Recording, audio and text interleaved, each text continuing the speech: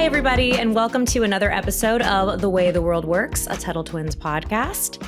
So as of recording today, we are a little less than 2 weeks away from the 4th of July, which is, I think I've said this probably a dozen times on the show before, but my absolute favorite holiday. I love backyard barbecues, and my favorite food is cheeseburgers, and I love the history of this country. So that makes 4th of July just everything I love. Plus, there's usually pool parties and fun things you can do, seeing family and friends. It does not get any better than Independence Day, in my personal opinion. But because there's so many fun things to do and school's out, if you go to school, or even if you're homeschooling, you probably take that day off to celebrate. And there's just so much to do that we do get distracted on the true meaning of Independence Day, right? What does it mean? And I think for a lot of our listeners, at least, you probably know that it has something to do with the beginning of America, right? The foundation of America, or the signing of the Declaration of Independence, which is why we call it Independence Day, right? It was the day America claimed its independence, which is kind of funny because actually I think the Declaration was signed on July 2nd, not the 4th. And then you have to think about it. Even if it was signed on the 2nd in the colonies, by the time the king actually got it, imagine him just opening the mail. Oh, obviously some of his people, because he had lots of soldiers, already knew when they were in the Americas. But imagine the time King George actually got the letter. The greatest breakup letter in the history of mankind is what I like to call it, where the colonists were literally just listing reasons why they didn't want to be a part of Britain anymore. And this is what we come to think about when we think about the Independence Day, right? The Declaration, which is amazing. In fact, I know one thing I like to do every year is read the Declaration of Independence. It's just kind of a fun way to remember it. And again, remember the day it was signed, even though it wasn't actually signed on the 4th of July. But that can be your fun little trivia question for your friends this year. Ask them what day the Declaration was signed, and they'll probably tell you the 4th. And you can be like, well, actually, it was not. It was signed on the 2nd. But back to what Independence Day stands for and why it's so important. I think Independence Day, even though we call it America's birthday, is more than that. Independence Day was symbolic to the whole world, because you have to remember, this is a group of ragtag colonists that stood up to a big king during an era where people just didn't do that, and they didn't really have much option to without being shut down. And you can see that throughout history. In fact, there were times when Scotland tried to fight for their independence from England, and it's kind of a back and forth thing. There were some victories and some failures and some losses and back and forth throughout history, but it didn't usually turn out great for the underdogs. But here America comes, and they're like, no, we're not going to take it anymore. And on paper, if you were a military, strategist, and you were to look at our odds during the revolution of winning, somebody would have told you there's no way, but we did it. And when Thomas Paine, we talked about him in another episode, when Thomas Paine, the famous pamphleteer, wrote Common Sense, he actually wrote that the cause of America wasn't just about America. The cause of America was for everybody. It was this declaration of natural rights. And natural rights, of course, is the belief, or is those rights that nobody can give to us. The government doesn't give them to us. All we have to do is be born with them. Life, liberty, pursuit of happiness, or property, as people say sometimes. These are rights that there's no qualifications. Literally, be born, you have these rights. And even though that sounds simple to us now, that wasn't the case, because back then there was something called the divine right of kings, where people believed that the kings believed, and they wanted the people to believe, that they were anointed by God, and therefore anything the king did was the will of God and was what God wanted. And that's silly. We all know that now. But I mean, it worked, right? They were scared to rebel, even if they didn't agree with him. So the Declaration was this changing of the tides. It wasn't just America. It was, as they call Lexington and Concord, they call it the battle. They call it the shot heard round the world. The beginning of the Revolutionary War was this symbol to the rest of the world that tyranny was not going to be accepted. That even if they were going to die, even if they risked everything, as the founder said, our lives, our liberty, our reputations, they were risking all of this, but it was more important than living under tyranny, than living under someone who would force you to do something, who would take away your rights, who would enslave you, or not enslave you, but throw you in prison without a jury trial. There were all these things. And so the Declaration of Independence Day and Independence Day is this memorial to rebellion against government overreach or tyranny, right? It was this beautiful, just rebellion. When I say just rebellion, Thomas Locke, I got Jefferson confused. John Locke said in his second treatise on government that there was something called a right to revolution, which is my favorite thing. It sounds so cool.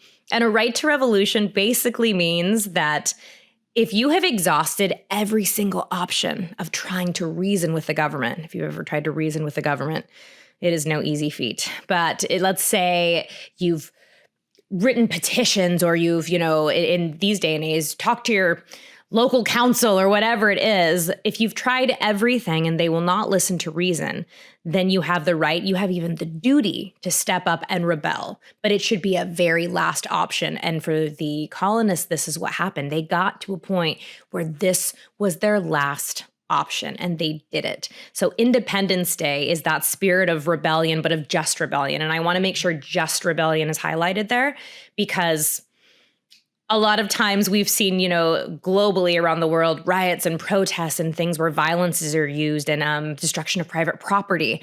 And that's not just all the time. Even if you think you're just in your cause, that doesn't mean your actions are. So in this case, right to revolution, you have to try every other option first. And that's what our founding fathers and the revolutionaries did. And then, of course, as I mentioned, it's also this triumph of natural rights, right? This belief that, sorry, I don't care if you're a king, you can't take my rights away. Your job as a government is limited. Your job is to protect my rights. And then one of my, I think, most important things that I think Independence Day, my opinion, but I think also a lot of us would agree that Independence Day stands for, is the right to self-government, the right to consent to be governed. For the colonists, people forget this. Part of the reason they wanted to revolt, or that it led to that eventually, is because prior to that time, prior to what was called the French and Indian War, and we should get into that because that is a really interesting war that really led up to the revolution. Because prior to that, the king had left the revolution, or not the revolutionaries, the colonists alone. He wasn't really paying attention to them. It wasn't until he got into a war with France and they were so in debt that they were like, oh, let's start taxing the colonies. Let's start cracking down on the laws that we were just kind of looking the other way for. And they saw the colonies as a way to get money to pay for their bad war that they got involved in. And so then they started cracking down. And so for a long time, the colony had a right to self-governance. They had. And then all of a sudden, well, not all of a sudden, it happened very progressively, but it was taken away. So the revolution and Independence Day was also about this right to self-govern, to consent to be governed, to be self-reliant, to take care of yourselves and your own community. There's all these little things that they were being prevented from doing that we know helps ensure liberty. And I think one of the most important, probably the most important part, that's the true meaning of Independence Day, is the importance of the individual. The importance of the individual is so inherent to America and to what would, seep over into Western civilization as a whole. But individualism and the fact that it doesn't matter if you were born rich or poor, or it doesn't matter, but as an individual, you hold so much power and you have the right to life, liberty, and property in pursuit of happiness. And this was huge, huge. And as we've talked about a lot on this podcast, individualism is constantly under threat. No matter what time period you live through, you've got collectivists, government coming for individualism. And so Independence Day is the triumph of the individual over all of these terrible circumstances of tyranny and of bad government. And that is, to me, one of the most amazing things, because if you're a listener and a reader of the Tuttle Twins, you know how important individualism is to liberty. I mean, it's inseparable. They're almost one and the same. And I think another really important thing to remember about the meaning of Independence Day is that it is a cautionary tale to all of us today.